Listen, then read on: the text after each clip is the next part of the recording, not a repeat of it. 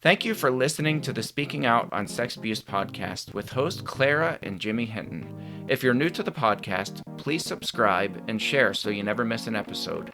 Search for us on your favorite podcast app, or you can find the podcast on jimmyhinton.org and findingahealingplace.com. Please rate our show, subscribe, and share so we can spread the word.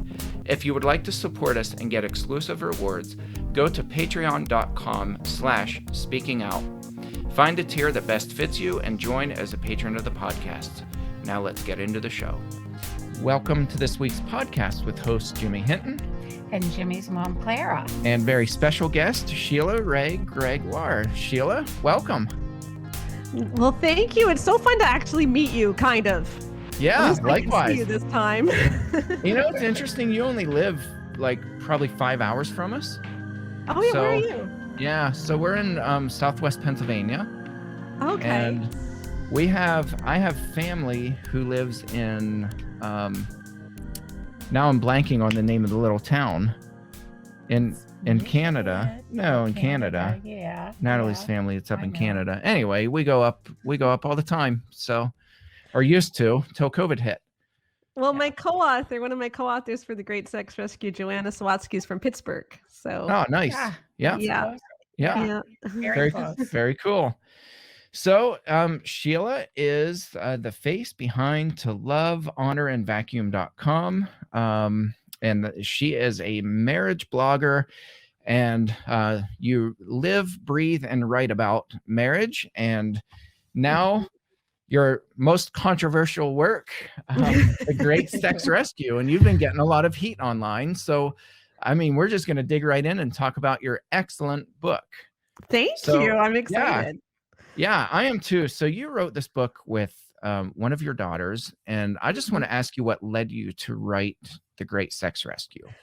So I've been blogging about marriage and sex since 2008. I started out as a typical mommy blogger, and I found the more I talked about sex, the more my traffic grew. So I kind of started gravitating towards the sex side. And in 2012, The Good Girl's Guide to Great Sex came out. 31 Days to Great Sex came out shortly after that. I was putting out courses, all these books. I was saying all this great stuff. And yet it seemed like everyone still had the same issues. And I couldn't figure out what the problem was. And then 2 years ago, I sat down and I read the book Love and Respect. And I know this is weird, but even though I write about marriage and sex, I hadn't actually read a lot of Christian marriage books because I was always afraid to plagiarize. So I figured, hey, they love Jesus. I love Jesus. We're all saying the same thing, and I would recommend books that I hadn't read because other people told me they were good. And I just saw this Twitter conversation one day in January of 2019 where a woman was saying how she needs respect too, not just love. And I'm like, yeah, so do I. So I had a migraine that day. I didn't really want to work. So I thought, I'll just sit down and read a book instead. And I read Love and Respect, and it was like my world shifted and everything. It was like an earthquake went off in my living room because that sex chapter, because that's what I read first, was so awful. I mean, I don't have words to describe it. He said, I read Love and Respect too. So years ago, but I know what you mean. Yeah.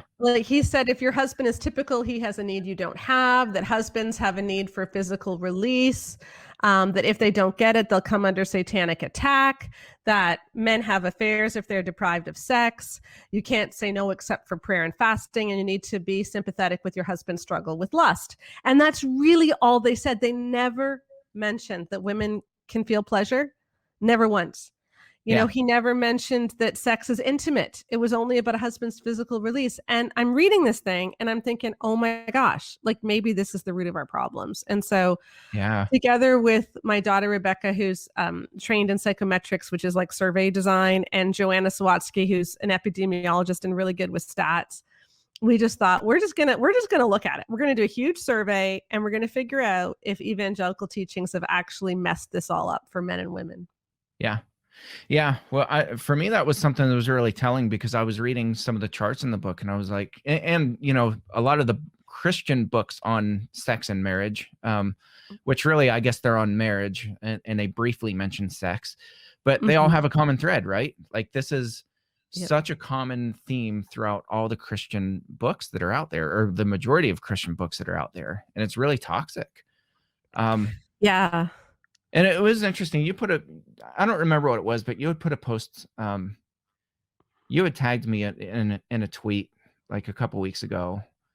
And I just don't even remember because so many flash before my eyes in any given day. But it was about child sexual abuse. And I thought about this because your book is so important, not just for Christian marriages, but also for developing a theology of sex, because I hear this a lot.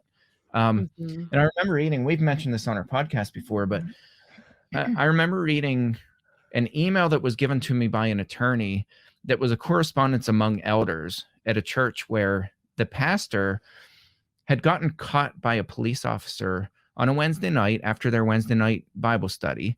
He had a 15-year-old girl in the car, and this pastor was caught by the police officer sodomizing her in a vacant parking lot. And this attorney who had ties to that congregation, he said, this is far worse than what's being reported. So he sent me this email exchange among these elders. And the one elder said, this girl has a history of problems and, the way she dresses. And his comment, what grown man wouldn't be tempted if a girl like this came dressed the way that she dresses? When I hear things like that, always has, always will. And it's, that seems to be such a focus, that women are, and kids are sexual objects. And if they want to preserve their purity, they'll dress right, they'll act right, they'll talk right. It's so much burden placed on a woman, so much stress on a woman. And you are so right. There is nothing about intimacy, about relationship, about pleasure, about the deep conversing, or communication is the word I want. Sex is communication on a level that no husband and wife, nobody else can have except them. And it just makes me kind of crazy when I hear comments like that. Just, if only she had dressed better, she wouldn't have gotten raped if she didn't dress like that. Yeah. I know, Well, that story that you shared is very similar to one that's in Every Man's Battle. I don't know if you've read that book recently, but I haven't. Be very happy. But there's a story of I'll put it on my do not read list. There's a story of a guy in his 30s who's volunteering with a youth group. So he's a volunteer leader. And there's a 15-year-old that they describe as, she looked a lot older than that. She was very flirty. She'd done a lot with other boys. And this leader started, flirting with her and daring her to do things. And one night they ended up having sex in his car. And this was really awful because now the parents were going to report him for statutory rape and his life would be ruined. And it never once expressed any concern for the girl. It just described her in language which justified what he did. And the way that this story was framed was that he was trespassing on his neighbor's fence or something. Like it was going against boundaries. So I guess it means like taking the father's property. I'm not even sure what they meant by that. But again, it's this idea that he can't help it because he's a lust monster. Yeah. And so it really is on women. And one of the things that we did in our survey was we were looking at which evangelical teachings are correlated with worse outcomes for women. And one of the really big ones that's very toxic is this idea that all men struggle with lust. It's every man's battle. When women believe that, orgasm rates go down, arousal rates go down, trust in your husband goes down, marital satisfaction goes down, and sexual pain goes up. Because you're telling women he can't really know you. He can't really want you. He's going to want everyone else, and you're just a substitute for what he really wants. Yeah, and you talk too about, that pressure to perform and how it erases the most important part for women. And it's the process of arousal, it's the process of intimacy leading up to arousal. That pressure to perform it's not healthy. It's toxic. So Yeah, and yeah. a lot of our ethics around sex for women are a lot of our messaging is you need to have sex under threat. So you need to have sex or he'll have an affair. Yeah. You need to have sex or he'll lust. You need to have sex or he'll watch porn. Or you need to have sex or God's going to be mad at you because Mhm. you're not allowed to deprive him. And so, we keep giving women these messages that sex is something which you need to do or something bad will happen to you. Yeah. Yeah. It's intimidating. Mm-hmm. Yeah. Yeah. Yeah. Well, your book, so the title, The Great Sex Rescue, what led you to that title? What are you rescuing, or what are we rescuing sex from? I think we're just trying to get out of this mindset that sex is primarily for men and that sex is an ugly thing. And we're trying to get back to the biblical view of sex. And I like what you said about sexual ethics, because in a way, I kind of feel like this book is a book of let's figure out what biblical sexual ethics are. And the way that I like to frame it, you can sort of see it in three ways. Like the biblical view of sex, first of all, in Genesis 4, there's that weird verse that we don't know what to do with, where it says Adam knew his wife Eve and they conceived a son. And it's easy to think, well, maybe God's just embarrassed of using the real word there, but I don't think that's what it is, because the Hebrew word to know is the same word that David uses when he says, search me and know me, oh God. It's this deep intimacy.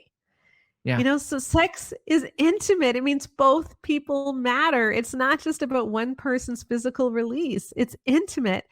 And then we know from Song of Solomon that it's supposed to be pleasurable. And we know from 1 Corinthians 7 that it's totally and utterly mutual. Yes. And so you have this picture of something which is intimate, pleasurable, and mutual. It's about both of you. It builds your relationship. It's life-giving. It's not soul-crushing. And so how can we talk about sex in marriage in that way rather than seeing it as a male entitlement? Yeah, I think that's interesting because I've heard so many people, I don't know if you've run into this too, but where I hear people bashing the Apostle Paul, saying things like he was a misogynist, because of that passage in 1 Corinthians 7, where they say, here's a guy, single dude, not married, telling women when and how to have sex with their husbands. And I never read it that way. I never read that as, the husband is entitled to have sex when he wants it. And, the only time that they're allowed to not have it is if they're praying together, and otherwise he's being deprived. I never read it that way. And it's a shame so many people do, but I think it's because of this quote unquote Christian literature that uses that passage in that way to say that, men are the receivers, and, it's the women's duty to gratify them. Yeah, it's interesting because I see the passage the same way you do. I think it's a very pro-woman passage. I think it's the second most weaponized verse against women. The first would be women submit to your husbands. That's weaponized a lot. Yeah. I think this is the second most weaponized passage. And I think Paul would be appalled, because if you look at what it says in 1 Corinthians 7, 3-5, the very first thing it says is that the husband must perform his marital duties to his wife. So the wife's needs are mentioned first. Yeah. And then it goes on to say that the wife's body does not belong to her alone, but also to her husband. The husband's body does not belong to him, but also to the wife, and do not deprive each other except by mutual consent and for a time. So everything that's given to him is also given to her. But here's what's cool. In Roman times, husbands owned their wives' bodies completely, to the extent that you could murder your wife and not be prosecuted for it. Yeah. Like you totally owned your wife's body. And in the middle of that, Paul walks in and says, sure, her body doesn't belong to her, but also to you. But hey, guys, your body belongs to her as well. Like that was revolutionary. Yeah.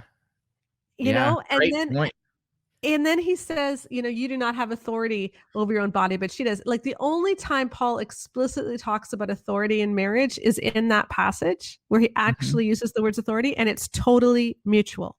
Yeah. Yeah. So really I think cool. It's amazing. Yeah. Yeah. I always say too, like, it's a shame. I think the word submit is an unfortunate translation too. And I'm not a Greek scholar, but I took a few years of Koine Greek. I've lost about 90% of it. But I said, the word submit is a really unfortunate translation, because that word, that word and its cognates are usually meant in the sense of yielding to. So, I've given the example before in blog posts, and I said, this idea of church leaders saying submit to our authority is really anti-biblical. And I said, like the word yield, I used to drive trucks. So like, I had an 80,000 pound truck going up against all these little bitty 3,000 pound cars. And whoever's yielding, they're merging onto the highway with everybody else. And it's the yielder's job to watch out for everybody else. You have to be careful. Your size doesn't matter. Your weight doesn't matter. Your aggression doesn't give you the entitlement to jump onto that highway. Like, you're watching out for the good of everybody. So when you're yielding, you're merging with other people, but you're doing it in a safe manner where you're all going along at the same pace. That's the sense of that word submit. It's not, bow down to and right.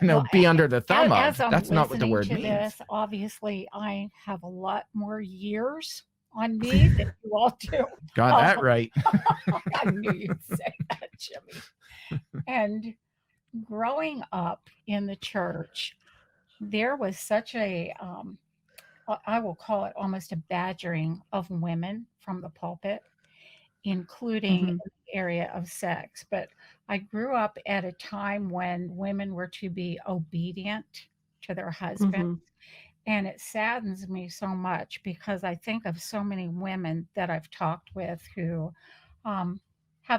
they've left their marriages, or they went years and years and years being so unhappy and so unfulfilled because of those statements that they had to be subservient, that they had to be obedient, and in sex also. And there was never this communication that is God intended. I think that level of intimacy that God has provided is the most beautiful, wonderful thing in the world. And it makes me happy to see your book out there and getting in the hands and hearts of so many people, because it's been a taboo topic for so very long. It's just been accepted that women are servants, even servants in sex. And that's how it should be. And that's not how it should be. That's not how God intended it at all.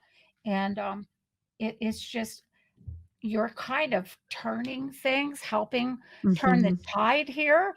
I love it. I just appreciate it so much, because so many women have suffered so much in marriages because of this one issue. They really have. It's been sad. It's been, I grew up at a time, really, I grew up at a time when women were to be quiet, and they were, to do whatever their husbands wanted, whenever they wanted, including with sex. And it's just such a demeaning lowering of life and what God intended it to be. Yeah, it's a demeaning of women, but it's also, and this is something we're trying to say in the book, is it's a demeaning of sex as well, right? Because if sex is supposed to be mutual, intimate, and pleasurable, then when we say, like when we use 1 Corinthians 7, do not deprive each other, what is Paul actually saying you're not supposed to deprive each other of? Because the way that that's often used is, hey, women, you can't say no if your husband wants intercourse. Right. Yes. But intercourse is not necessarily something which is mutual, intimate, and pleasurable. What Paul is talking about is a biblical sexual relationship. He isn't talking about one-sided intercourse. Right. He's not saying to women, do not, if we think of sex as just intercourse where he orgasms and she doesn't, because only about 48% of women reach orgasm almost every time they have sex. Most women struggle quite a bit. And of those who do reach orgasm, only 39% do through intercourse alone. And yet when we talk about sex, we tend to think sex equals intercourse, and that doesn't really work for a lot of women. Yeah. But if we think of sex as only intercourse, and then we read 1 Corinthians 7 is do not deprive her of intercourse. Well, she's already being deprived. If all you're doing is one-sided intercourse, she's already being deprived. You've already, like, that ship has already sailed. And so that is so not what Paul is talking about here. And we need to stop weaponizing those verses. Don't you think, in a sense, this deprives a man also of what was supposed to, how this was supposed to be? When a man gives his wife pleasure in that way, it is so gratifying. And I think that makes a man feel more of how he should be with the woman that he loves, because they are communicating and they are joined in such a special way, where he can see her pleasure and she sees his. It's not one-sided. I just think men are missing the boat too by absolutely. And, after we surveyed the 20,000 women, we did a bunch of focus groups and interviews so that we didn't just have stats, we had stories too. And what we heard over and over and over again from women is, I really struggled when I first got married because I came into marriage with a lot of these ideas about how I had to have sex, every time he wanted it. I had to have sex or he was going to be tempted. I very much felt the obligation. And sex wasn't good for me. And when I sat down and talked to my husband about it, he was appalled. Like almost all of them said, my husband never wanted me to feel that way. This was stuff I learned from Christian books. I didn't learn it from my husband. And who reads Christian books? It's women. Like a lot of guys have no idea what their wives have heard. Yeah. It's not men who go on these women's conferences and hear all this stuff, right? So women are hearing this stuff that men don't even know about. And woman after woman told us, when I explained to my husband how I felt, he said, I never want you to do something you don't want to do. Like if we're ever in the middle of something and you want to stop, we're going to stop.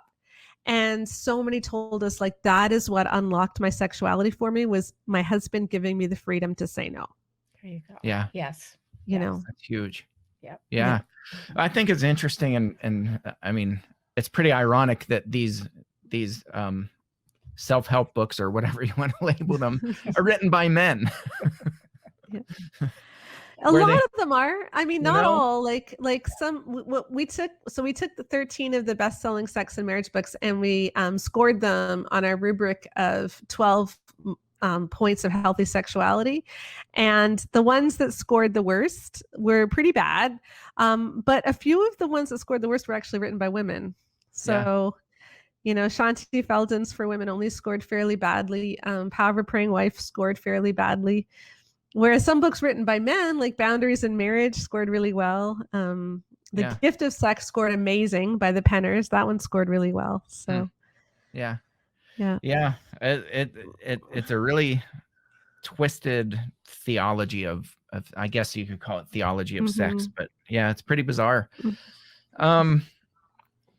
So, what was the most surprising thing that you found throughout all of your research in this area for this book? Well, I don't know if it was surprising, but it was gratifying, because one of the questions that we went into this study looking at is, why is it that religiously conservative women have twice the rate of sexual pain as the general population? We wanted to figure that out. Yeah. Because everybody knows what erectile dysfunction is. Very few people even know the word vaginismus. But if you look at couples under the age of 45, vaginismus is way more common. I just want to say I never heard of that term until I read your book. Yeah, so, most people haven't. It's a sexual dysfunction where the muscles in the vaginal wall contract, which makes it really hard to relax, and it makes penetration very painful, if not impossible. And we found that 22% of Christian women have experienced this, 7% to the point that penetration's impossible, which is much higher than the general population. And so we wanted to know why, because people have known this, like it's in the literature for like 50, 60 years that, hey, if you're, gynecologists, pelvic floor physiotherapists will tell you that the majority of their patients with vaginismus are conservative Christians. So what's going on? Yeah, you're right. And we were hoping that we could figure that out, and we did. What we found is that when women believe the obligation sex message, so I am obligated to give my husband sex when he wants it, that has almost virtually the same effect on increasing her chances of having vaginismus as prior sexual abuse does. Because both sexual abuse and the obligation sex message say to women, you don't matter. He has the right to use you no matter what you're feeling. And our bodies interpret that as trauma. It's a traumatic message. And that's what's being given by the majority of our Christian resources. Yeah. That is huge. And I hope that people, when they read that, when they listen to you on this interview, really grasp what you just said. That is enormous. It's more just a little something. It's huge. And the fear involved, the intimidation, the trauma, all of that makes it impossible to enjoy, what should be very pleasurable. It truly does. And it's there again, being objectified was never right. It never is right when that happens to women. So I hope if people grasp one big thing from this book, that would be one of the big things they grasp from your book. I appreciate so much your willingness to, talk about it even. Back in my day, sex was, it was not talked about. You knew it was done, but you didn't know how it was done, and you didn't know why. And it just was not talked about, especially not in churches. That was just, and that makes it also difficult when there's so much misunderstanding. So that was pretty enlightening for me too. I mean, on that subject, and as somebody who has young children, this idea that people, it wasn't just, way back in your day. it's happening now, right? Like you talk about it in your book where so many women, and I forget what the number was, what the percentage was, but so many Christian women don't know what their body parts are. They can't name their body parts. They know what a vagina is, but besides for that, they don't know what their body parts are and what they do and how they function. That's terrifying to me. And that lends itself to such confusion in an already confused area about sexuality. And given what's kind of floating out there outside of the church, it's not any healthier, in my opinion, where it's this just explore and like figure it out. I mean, it's almost the same message, just packaged a little bit differently. So and we've taken the sacredness out of everything, but sacred doesn't need to mean secret. Like sacred just simply means you put it in the right place. And we haven't done that. So I guess my question to you, I get asked this question a lot about teaching your children body parts and proper anatomical names and how to kind of know that they're being abused if somebody's touching them inappropriately. But I think even beyond that, and as importantly, how do we teach our kids to talk about body parts and what they do? And at what age do you start talking to your kids about sexuality? Because they're going to be exposed to pornography and all that stuff. Devices are in the hands of everybody, and they're going to be exposed to it. I think by the time a child's 10, at least, they need to have a good knowledge of pretty much everything. Like they need to know how sex works. Girls especially need to know about your period, because girls tend to reach puberty about 1.5 to 2 years earlier than boys.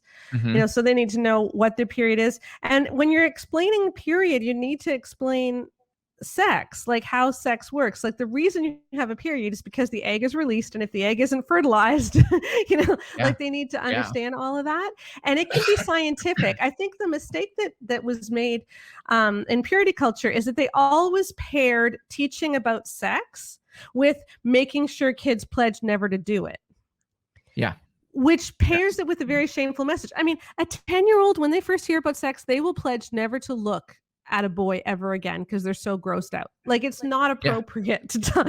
So, you know, we actually, on my site, it's lovehonorandvacuum.com, we have puberty courses that my daughters created to share with girls, and that my sons-in-law created to share with boys. So just video-based stuff. It's a lot of fun. But we separate it into age groups. So in the earlier one, it's all the science and how to handle your body changes. And then in the older one, you know, more when they're 13, 14, then that's when you start to talk about, you know, dating and how to decide your boundaries. But I think, and that's really, really important to know, because one of the most dangerous messages that we found was this idea of boundaries and teenagers, because the message boys will push girls' sexual boundaries is really widespread. We say this in youth group all the time. Boys will push girls' sexual boundaries. Shanti Feldon, in her book for young women only, for teen girls, she shares a stat from her survey, which I don't actually believe is accurate. I think she misrepresented the statistic. But what she shares is that 82% of boys feel little ability and little responsibility to stop in a makeout situation.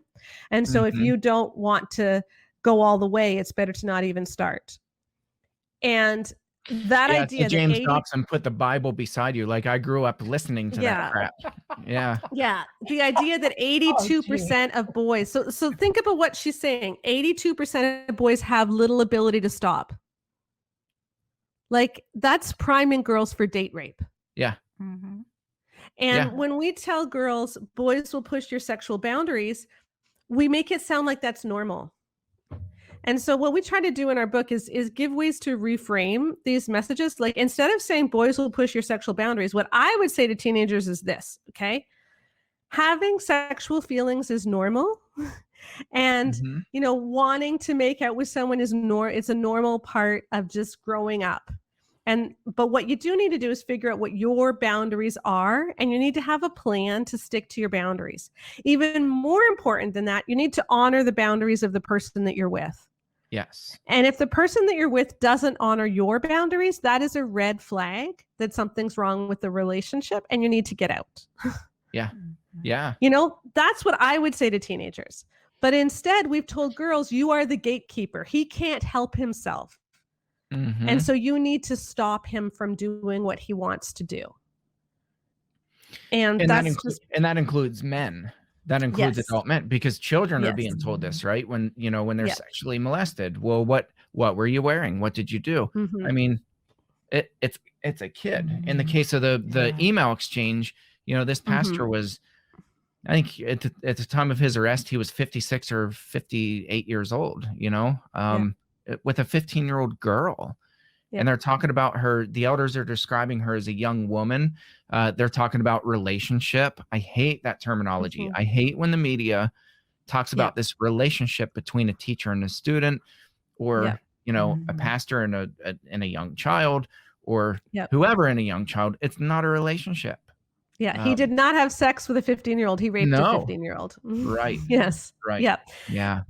And the whole idea that that we can't expect men to control themselves and that women are responsible, that just messes everything up for everybody. I remember when my daughter was 11, my youngest daughter, she was told by her Sunday school teacher that now that you're developing, you can't wear V-necks anymore because the adult men will look at your chest. I couldn't get her to go to church for like a month. She was so freaked out by this idea that men were going to be staring at her chest. I mean, she was already mortified because she was developing anyway. But I just wonder, why are churches spending all this time trying to get 11-year-olds to dress appropriately and not spending time giving sermons on how you shouldn't be looking at 11-year-olds' chests? Right. I love that. I told you she's controversial. No, I love that. That is so true. It's amazing, you know, and I think there's this ironic double message in the church, and I don't know if it's specifically the conservative church. It probably tends to be, but part of that is you need to dress modestly, you need to dress appropriately, or else you're the instigator who got this guy all riled up. But the other part of that message, the paradox is they're also told you need to stay fit, you need to be hot, because this last pastor that just got caught, wow. right, publicly fat shaming women, saying that you need to stay hot for your husband, but not too hot. Like, it's this bizarre mixed message that makes no sense. Yeah. And again, it just takes away the whole idea of intimacy from sex. Yeah. But it's not just physical. God never intended it to be only physical. It's so much more than that. And we're reducing it. We're making it so shallow. We're making the same mistake we blame the world for. We're just doing it in a sanctified way. Yeah. I want to brag on your book a second, because you've caught in a lot of flack, and I've not read all the comments. I'm sad to say that, because you've commented about some of the comments that people have made about your book, and some of the 1-star reviews. I did read those and some of the comments, but I thought, here's a book that you have already. I think there's like over 300 reviews on Amazon, which is incredible for a new release. And it's a 5-star. Even with all those little 1 stars that people gave you, it's still a 5-star book. So the good clearly outweighs the bad that people are saying about this book.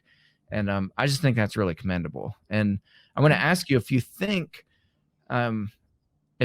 your own book is resonating, if this message is resonating among Christian people.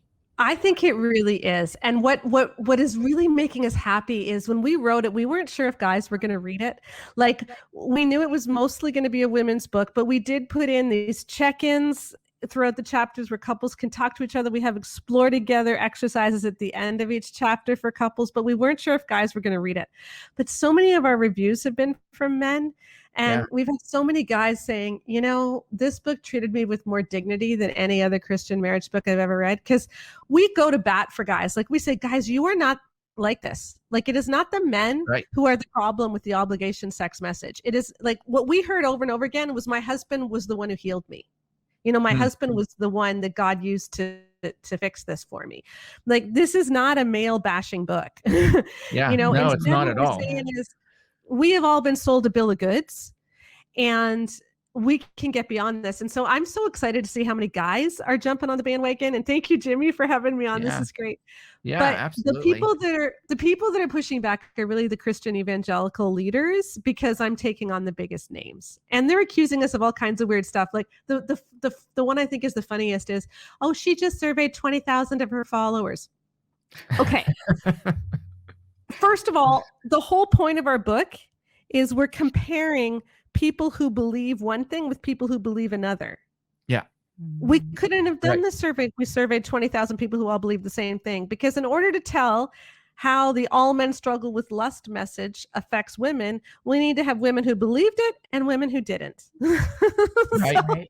Like, and I don't even know what are they complaining about? Like, what we're showing is, hey, sex shouldn't be an obligation. We shouldn't say all men lust. We shouldn't say women are responsible for men's porn use. Yeah. And we shouldn't say boys are going to push girls' sexual boundaries. Why are they so upset about that? Yeah, I know. No, I thought it was one of the most respectful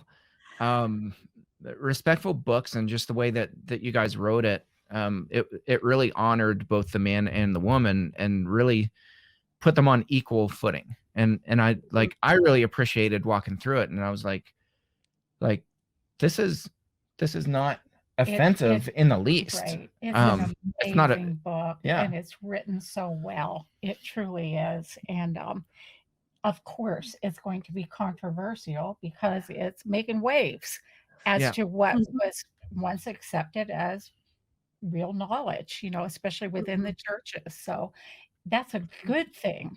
If it's controversial, I think. Yeah. It's great.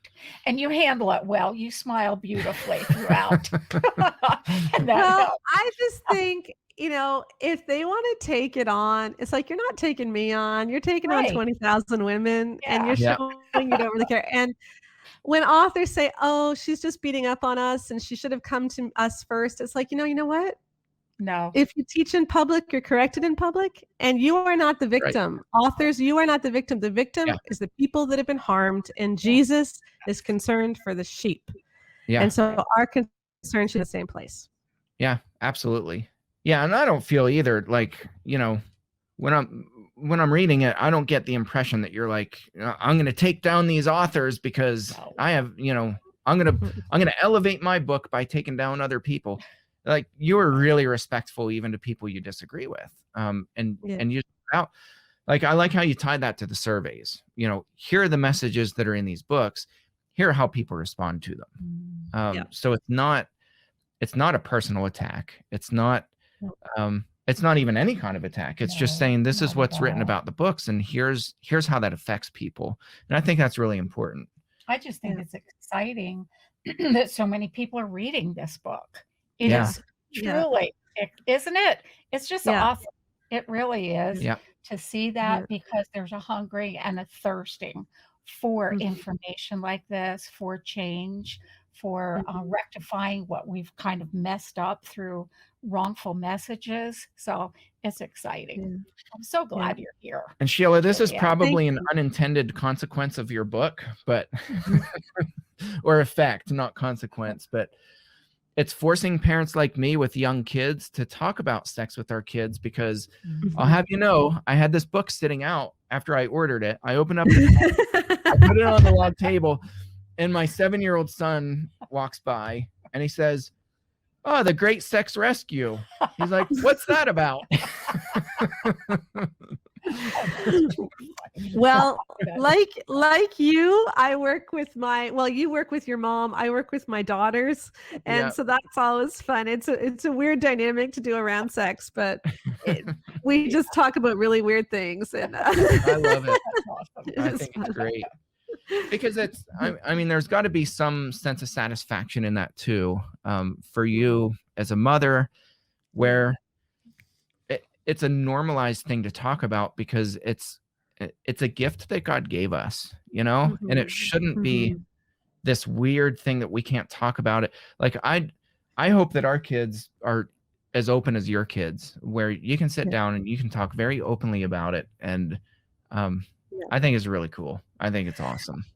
And maybe this is a good place as we're winding up too, but you know, what I also want people to understand is that I didn't do this right with my own kids. Like, I'm totally messed up on puberty. That's why we created the puberty course that we have on our site, because my girls were always laughing at what a bad job I did. Like, some of the things I used to teach, like when I started my blog, I don't agree with anymore. Some of the things I taught even 2 years ago, I don't agree with anymore now that I've done the survey. And that's what I want people to get a glimpse of, is that we don't need to stay in the same box that we've always been in. It is okay to grow. It's okay to admit, hey, I used to say this and that was wrong, and I'm sorry for that. And so here's what I'm going to say instead now. And that's all I'm asking other authors to do. Yeah. You know, I'm very open in the book that I have not had this right my whole time writing. Yeah. There are things that I'm still learning, and I apologize for certain things that I've said. And I just hope we'll get in the habit of doing that, because isn't the Christian life supposed to be about growth? Like, we're supposed to be growing more and more like Jesus. Yeah, I will say personally, you have definitely challenged a lot of my thinking in a good way. And I just gobbled it up. I loved it. And now just think me and you can talk about sex. Good Lord, no. I want to hear all about it. You see what I deal with here, Sheila? Yeah. Terrible. Well, again, Sheila Wray Gregoire, The Great Sex Rescue, The Lies You've Been Taught, and How to Recover What God Intended. We can't thank you enough, both for writing this, for putting your heart and soul into it, both you and Rebecca and Joanna. And we just thank you for being on the podcast today. Well, thank you. I've really enjoyed it. Absolutely. And to our listeners, we thank you for tuning into this episode, and we'll catch you next round. Thanks again for listening to today's episode. Thank you to our patrons who make the podcast possible. If you found it helpful, please follow on Spreaker and search for the Speaking Out on Sex Abuse podcast in your favorite podcast app. Be sure to hit subscribe and rate the show. If you believe in what we do, consider supporting the podcast by becoming a patron, and check out the cool rewards our patrons receive. Share with your friends and tell the world. Join us in speaking out on sex abuse so we can change the tides and prevent abuse.